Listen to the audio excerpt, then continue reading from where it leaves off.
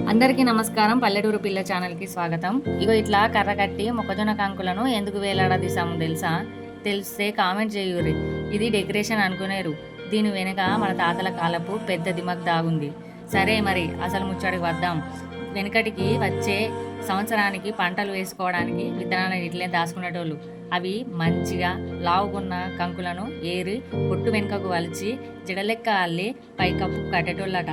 ఇట్లా గాలిలో కట్టడం వల్ల మొక్కజొన్న కంకులకు గాలి మంచిగా తగిలి మంచిగా ఆరుతాయి. బస్తాలో పెడితే పురుగు పట్టకుండా పురుగు కూడా పట్టవు, బూజు కూడా రాదు. పైగా ఎలుకలు కోళ్ళు తినకుండా సురక్షితంగా కూడా ఉంటాయి. అంతేకాదు ఇవి ఎలాంటి కెమికల్స్ లేకుండా ఎంత చక్కగా దాచుకోవచ్చు. ఇలా చేయడం వల్ల ఎలాంటి కెమికల్స్ లేకుండా సేంద్రియ వ్యవసాయం చేయవచ్చు. దీనివల్ల మంచి దిగుబడి వస్తుంది. మేము కూడా ఇదే పద్ధతి ద్వారా సేంద్రియ వ్యవసాయం చేస్తున్నాము. మా సేంద్రియ వ్యవసాయం మీకు కనుక నచ్చుంటే లైక్ చేసి మా ఛానల్ని సబ్స్క్రైబ్ చేసుకోండి. ఉంటామల్లా మరో కొత్త ముచ్చటతో కలుద్దాం.